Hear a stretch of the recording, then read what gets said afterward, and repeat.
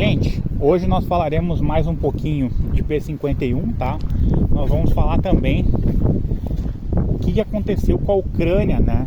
Será que a Ucrânia fez tudo de errado antes dessa guerra e aí ela sofreu as consequências por causa disso?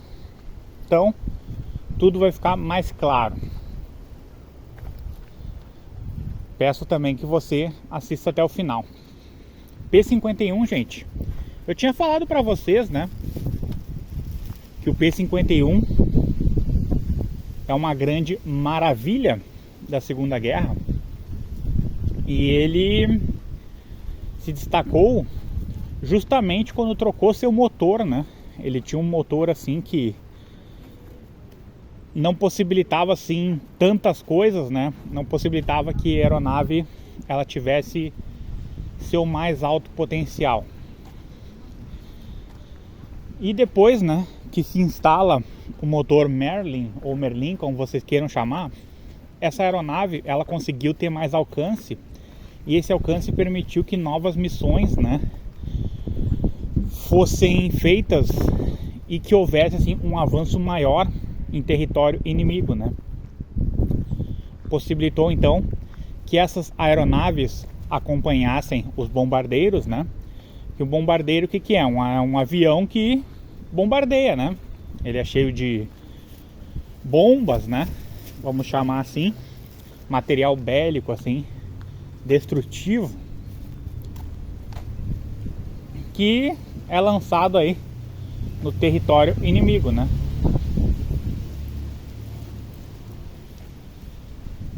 Então, graças a esse alcance estendido, foi possível então que se pudesse entrar em território inimigo, se pudesse se avançar mais dentro desse território inimigo. E aí, outra coisa que tem que ficar esclarecida é que o combustível, né, o tanque de combustível, ele ficava na parte interna da aeronave. E na época, os aviões tinham o tanque pelo lado de fora, né? Então era muito mais fácil derrubar uma aeronave. Eu não estou dizendo que é fácil assim, você mirar na aeronave, deu e tá pronto e era isso. Não, eu estou dizendo que é mais fácil, porque se você acerta o tanque, deu, né? Acabou a aeronave. Então o tanque era interno, então ficava mais difícil também de bombardear. Então aqui eu já falei para vocês 3 coisas, tá? Aumento de alcance, tá? Que aí foi possível entrar mais no território inimigo e levar aí os bombardeiros, né, para dentro do território inimigo. E falei também desse aí tanque de combustível, né? Que ele era mais protegido. E sem contar, né, que era um avião veloz e bom de manobrar. Então quando você dá a tecnologia certa para o piloto certo, aí é uma maravilha, né, gente? Aí é mamão com açúcar. Então essas coisas que eu venho pensando sempre, né, quando eu falo assim que a Europa e os Estados Unidos, justamente assim por não desenvolver assim uma educação básica, uma educação média voltada aí para o conhecimento de guerra, voltada para a criatividade na hora de fazer armas de guerra. Isso aí acaba impactando muito quando acontece cenários como agora, gente. Porque o povo está muito voltado, né, para ganhar dinheiro. E era isso, ganhou ali seu dinheiro e tá tudo bem, né? Levou o dinheiro para a família, fez uma viagem, comeu no restaurante, show de bola. O problema é quando se começa uma invasão. Quando um país que todo mundo achava que ia ficar sempre disputando ali com os Estados Unidos, quem tinha o melhor míssil, quem tinha a melhor coisa, quem tinha isso, quem tinha aquilo. Quando esse país, gente, ele toma uma atitude, olha, eu vou invadir tal lugar, e era isso. Então quando isso acontece, gente, é um problema gigante, tá? Porque todo mundo é pego desprevenido. Porque realmente não é fácil você imaginar que de uma hora para outra um país ali ele vai simplesmente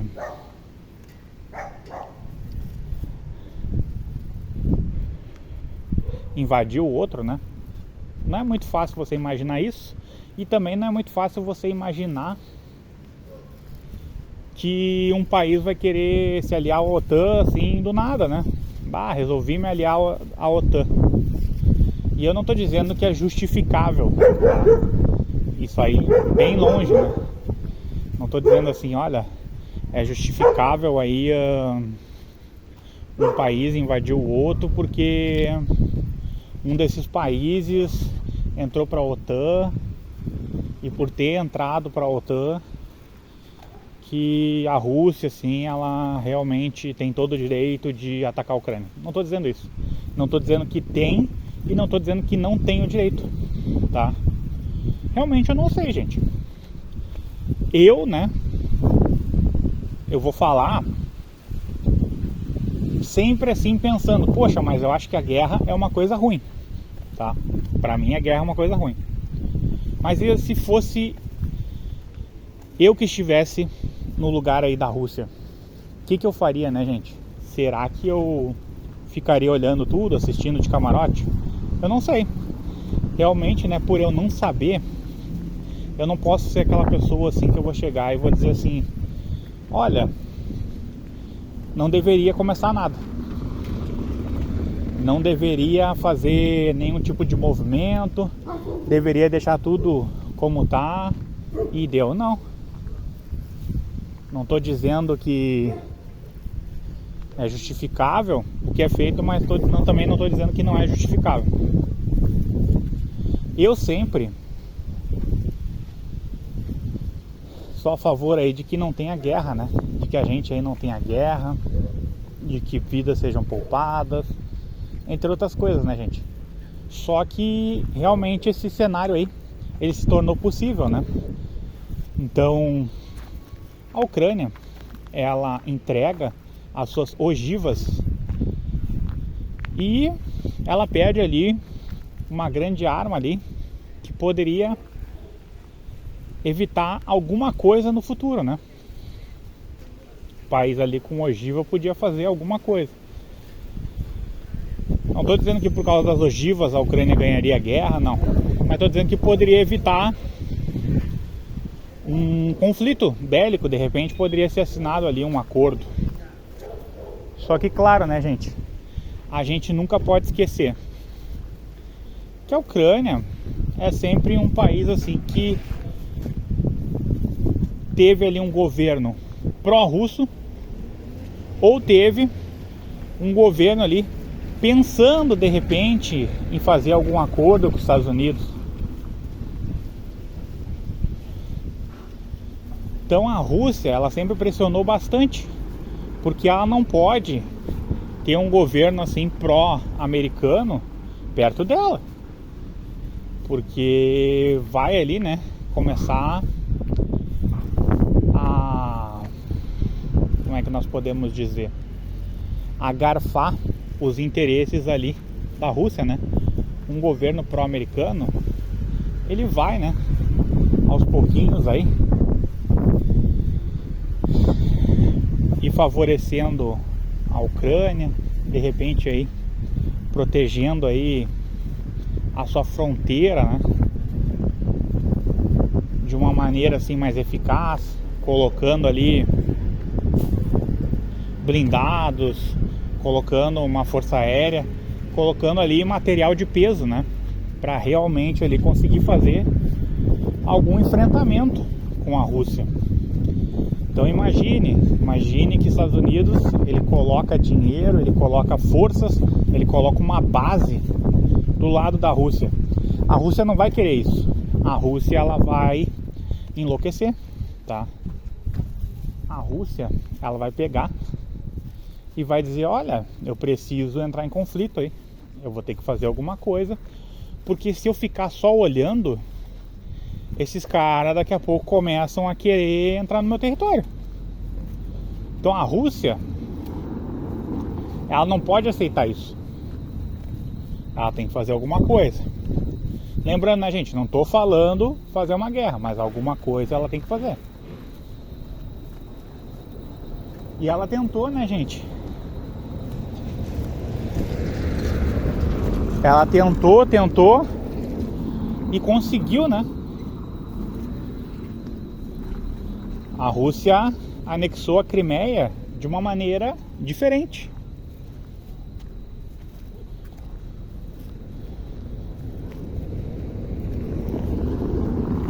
E esse anexar aí de uma maneira diferente fez muita diferença, né? Muita diferença mesmo. E por que que fez essa diferença? O que que eu poderia dizer para vocês? Fez a diferença porque não houve ali blindado, aeronave, bombardeio e seja lá o que for. Não teve, né? Eles começaram a colocar gente deles lá e esse pessoal foi chegando, tentando convencer lá as pessoas. Então houve, né, uma maneira diferente de se fazer isso. Houve ali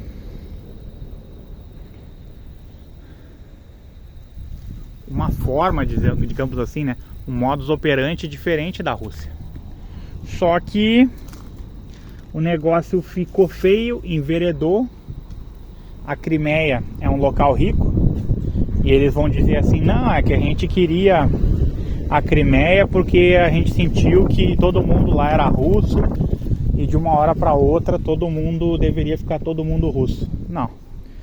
Aí é historinha para boi dormir. Se eu chegar para vocês aí dizer assim, ó, olha, aquilo ali que aconteceu na Crimeia, ó, uma maravilha, tá? Aquilo ali que aconteceu foi porque a Rússia estava preocupada com as pessoas que queriam aderir aí à Rússia na época, que estavam lá em território ucraniano. Então eles se preocuparam demais com o povo, eles precisaram anexar aquilo lá só pensando no povo russo. Não tem 1% de verdade nisso aí, gente. É realmente, né, porque é uma região riquíssima e por ser uma região com recursos, né, a Rússia se interessou. A Rússia, ela anexou, só que anexou essa região lá em 2016, né, há muito tempo já, né, 2014, eu sempre me confundo, né, mas 2014, 2016, tá, já faz tempo, né, gente? E eles anexaram ali, vamos dizer assim, ó, com o regulamento debaixo do braço. Vamos botar dessa maneira, tá?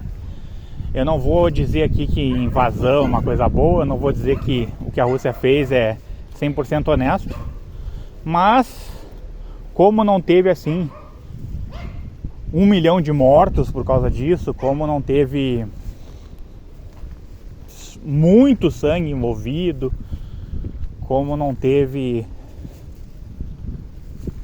muita gente perdendo suas casas, isso e aquilo, ainda, tá? Isso aí foi dentro do regulamento. Dentro do regulamento. É assim como a gente vê uma partida de futebol. As coisas acontecem dentro do regulamento, mas não significa que a equipe que ganhou, que ela jogou a partida de maneira honesta, né, gente? Quantos times aí se retrancam?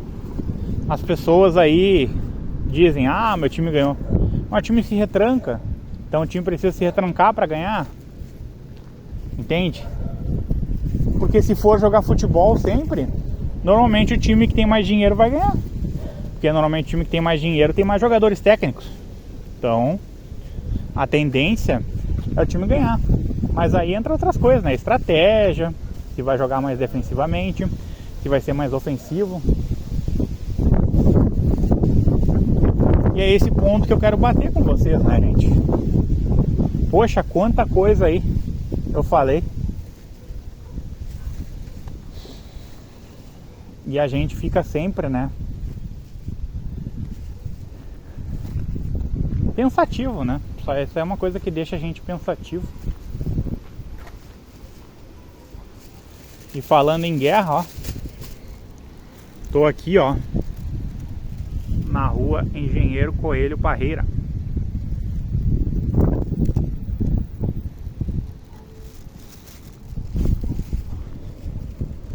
Esse negócio faz a gente refletir muito, né? Quantas coisas, né, elas acabam envolvendo uma guerra, ou confronto entre países, ou confronto de interesses entre países, ou confrontos econômicos, ou confrontos territoriais, ou zona tampão, tá? Muita coisa, tem muita coisa aí que envolve a guerra e que a gente não sabe, gente. A gente pensa assim que tá tudo tranquilo, você vai no barzinho, você bebe a sua cerveja, você senta na mesa, conversa com os amigos, você escuta um pagodinho, você escuta um samba, e você naquele momento ali acha que tá tudo bem.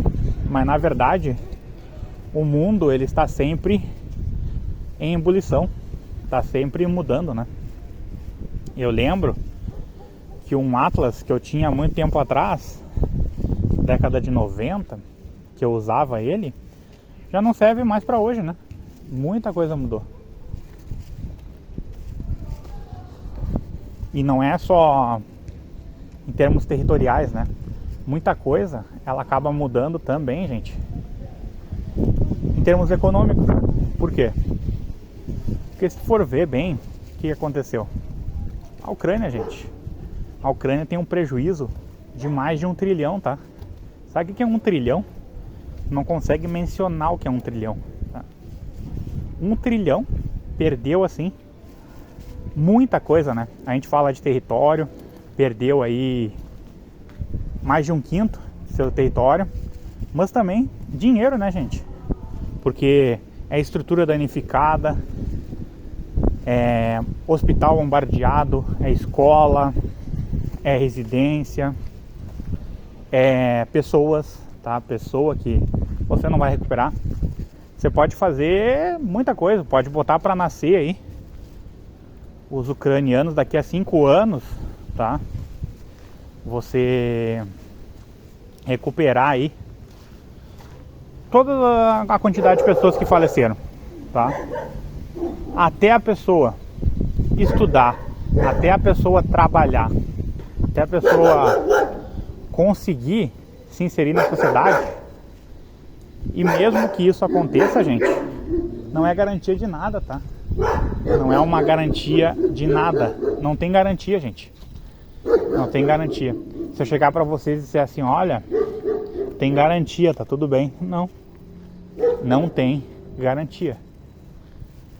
Felizmente, gente. Felizmente, tô sendo sincero.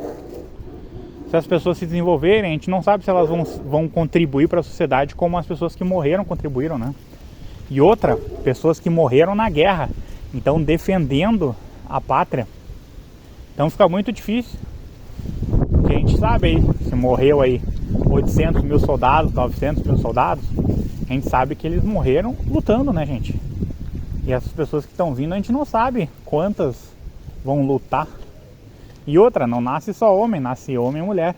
Será que essas mulheres todas que vão nascer e os homens todos que vão nascer, eles vão lutar? Não sei dizer pra você, gente. A gente não sabe. A gente então, o que a gente faz? A gente especula. A gente fica especulando, tá? A gente fica conversando. É o que a gente pode fazer, né, gente? Mas é isso, gente. O que você achou? Espero aí que você se inscreva, né, no canal, curta, comente, compartilhe com seus amigos e não esqueça de ativar o sino de notificações. Quando você ativa o sininho de notificações, você recebe aí atualizações do canal, né? Essas atualizações aí são dos novos conteúdos que são postados aqui no canal. Desejo aí a vocês muita felicidade e que o conhecimento, né, ele comece aí a fazer parte da vida de vocês aí de uma maneira mais intensa, né, gente? E às vezes a gente tem muitas ideias boas, a gente tem muitos projetos, mas a falta de conhecimento também impacta nas decisões, né? Às vezes ali faltou um conhecimento para você e você não conseguiu expandir aí seu patrimônio, você não conseguiu abrir um negócio por falta de conhecimento, né? E vou encerrar com vocês aqui na esquina da Avenida Guaíba com a Rua Engenheiro, que é onde nós estávamos, Engenheiro Coelho Parreira. Vocês não vão conseguir ver a placa da Avenida Guaíba, eu acho. Muito escuro, né, gente? Mas essa daqui é a esquina das duas ruas.